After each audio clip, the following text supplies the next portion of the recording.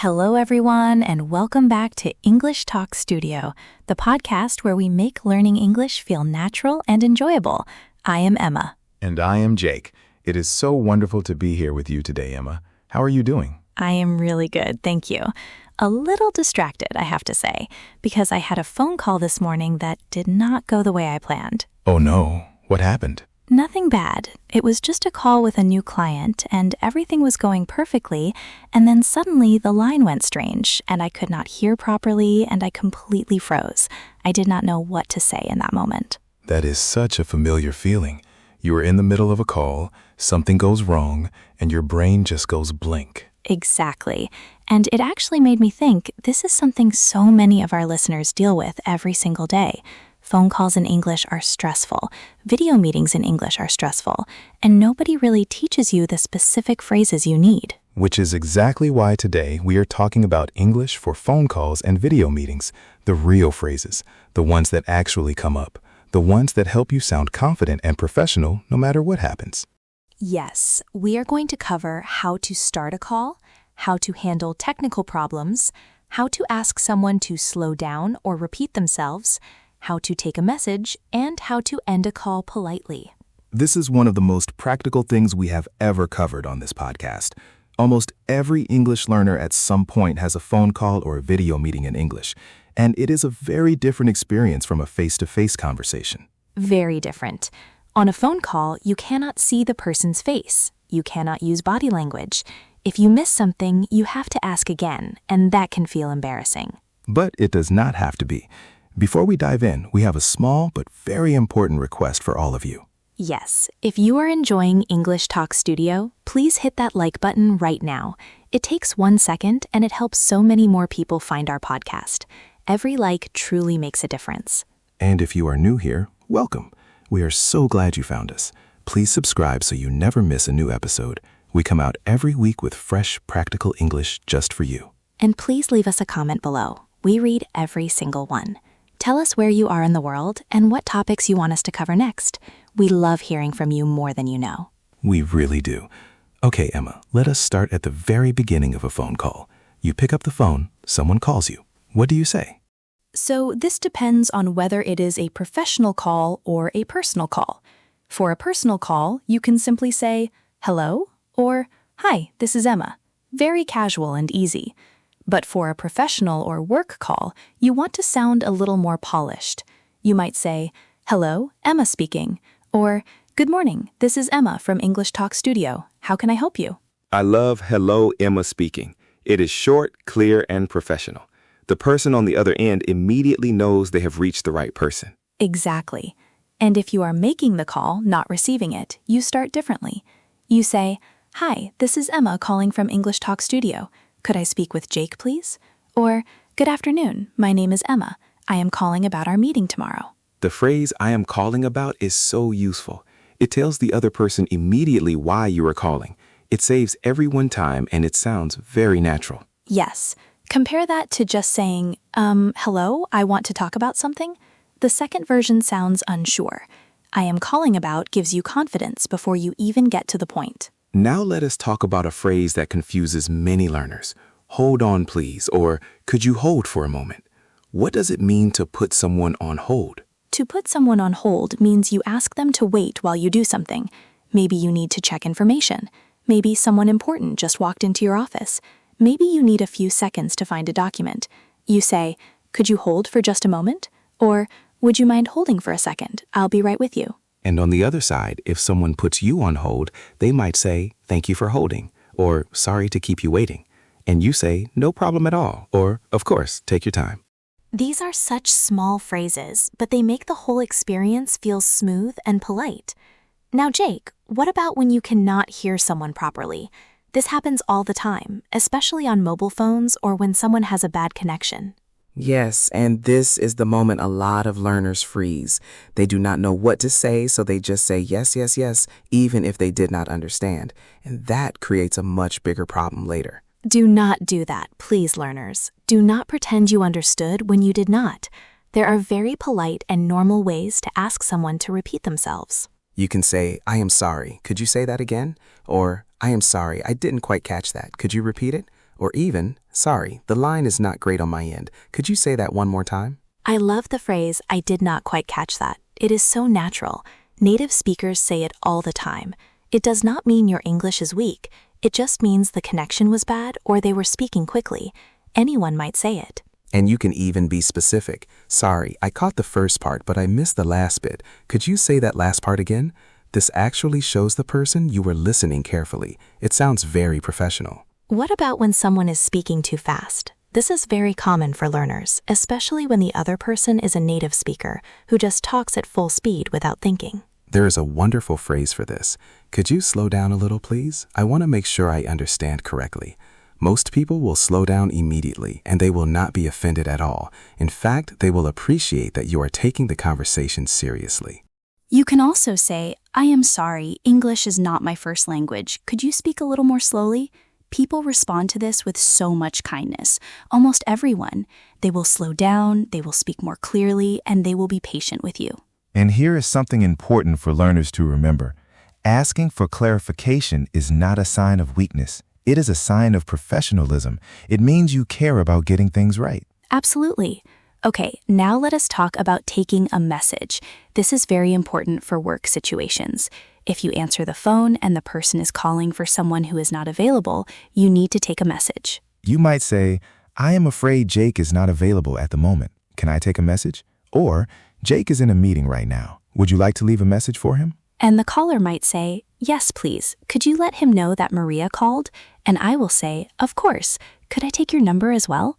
And they give their number and you say, perfect. I will make sure he gets the message. Simple, clear, and professional. The key phrases are, can I take a message? Could you let him know? And I will make sure he gets the message. And on the other side, if you need to leave a message, you say, could you let her know I called? My name is Emma and my number is...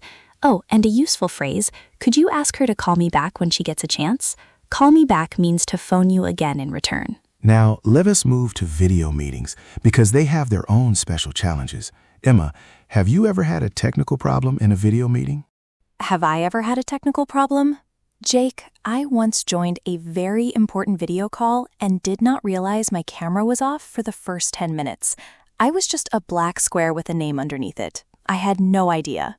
Oh no, that is a very relatable story. What did you do when you realized? I said, oh, I am so sorry. I think my camera was off. Let me fix that now. And I turned it on and everyone laughed and it was fine, but it was mortifying in the moment. Mortifying means extremely embarrassing. But the lesson here is that technical problems are normal. Everyone has them. The key is to have the language ready so when they happen, you can handle them calmly. Exactly.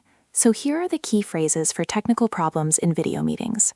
If your audio is not working, you might hear someone say, we cannot hear you, and you type in the chat, sorry, I am having audio issues, one moment. Or you say when it is fixed, sorry about that, I think my microphone was on mute. On mute means your microphone was turned off and no one could hear you. This happens to everyone.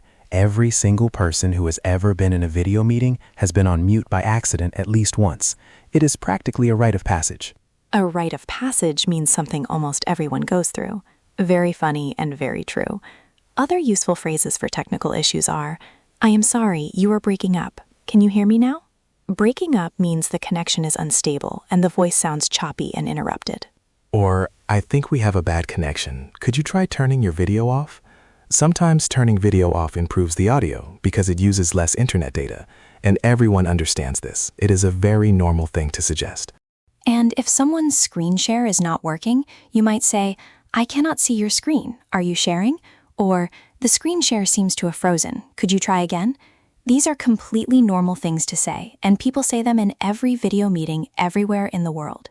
Now, one of the most important skills for video meetings is knowing how to contribute to the conversation politely, how to jump in, how to ask to speak.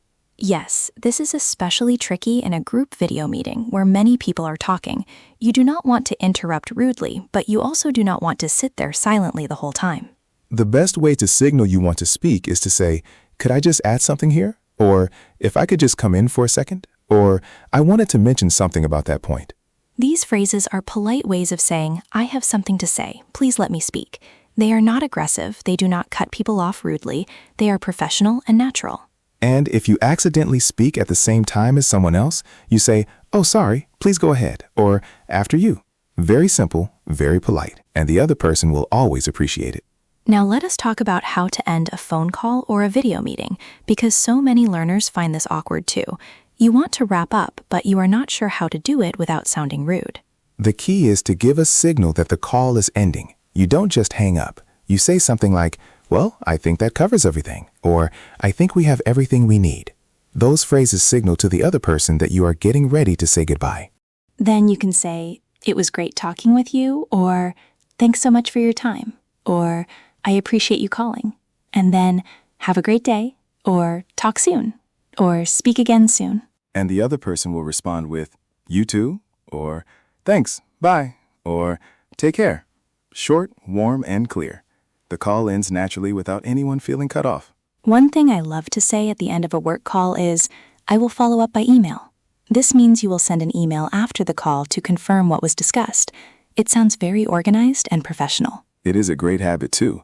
It avoids confusion and shows the other person you are reliable. "I will follow up by email" is such a useful phrase. Okay, now we have a wonderful listener story to share.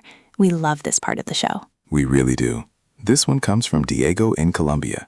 Diego is 31 years old and works as a customer service representative for an international company. Hello, Diego. Diego wrote to us and said, "Hi, Jake and Emma.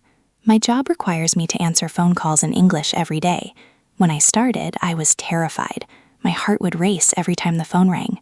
I did not know what to say if there was a problem or if I missed something. I felt like I was not good enough." Diego, first of all, that feeling is completely valid. Phone calls in a second language are genuinely hard. Please know that. Diego continued, "I started listening to English Talk Studio every morning on my commute. After a few months, I started recognizing phrases I had heard in real calls. One day, a customer said something I did not understand, and instead of panicking, I said, 'I am sorry, I did not quite catch that. Could you say that again?' And they did, and I understood, and I helped them. And when I hung up, I sat at my desk and I smiled for 5 whole minutes." Diego, that smile, we felt it. That moment when English works for you in real life and you handle something that used to terrify you, that is everything. Diego says, "Now I still get nervous sometimes, but I have the phrases, and the phrases give me something to hold on to when I get scared. Thank you for teaching real English." Diego, thank you for sharing that with us. You are proof that preparation beats panic every single time.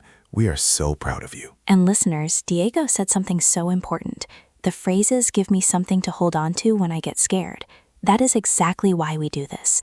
When you have the right words ready, confidence follows. Let us do a quick review of all the key phrases from today. For answering the phone, "Hello, Emma speaking," or "Good morning, this is Emma. How can I help you?" For making a call, "Hi, this is Emma. I am calling about our meeting tomorrow." For asking someone to hold, "Could you hold for just a moment? I will be right with you." For not hearing or understanding, "I am sorry, I did not quite catch that. Could you repeat that?" Or, "Could you slow down a little, please?" For taking a message, "I am afraid Jake is not available. Can I take a message? I'll make sure he gets it." For technical problems, "Sorry, I think I was on mute," or "You are breaking up. Can you hear me now?" For contributing in meetings, "Could I just add something here?" Or, "If I could just come in for a second." For ending a call, "I think that covers everything. It was great talking with you. I'll follow up by email. Take care. Talk soon." That is a complete toolkit for phone calls and video meetings in English. Write these down, practice them out loud, say them in front of your mirror, because when the real call comes, and it will come, you will be ready. You will be ready. And here's a little homework for you. The next time you're on a phone call or a video meeting, try using at least one phrase from today. Just one. And notice how it feels. And then come back here and tell us about it. Leave a comment below. Tell us about a phone call or video meeting you have had in English. Was it stressful? Was it a success? Did something go wrong and you handled it anyway? We want to hear every single story. We genuinely do. And if this episode helped you, please give it a like. That one little tap means so much to us, and it helps other English learners find English Talk Studio. Please subscribe if you have not already. New episodes every week. All practical, all real English, all made with so much love for you. And share this episode with one friend who has to make phone calls or attend meetings in English. Just one friend. You could change their whole work life. Thank you so much for spending this time with us today. See you next time, Jake. See you next time, Emma. Bye, everyone. Keep practicing, stay confident, and keep enjoying English.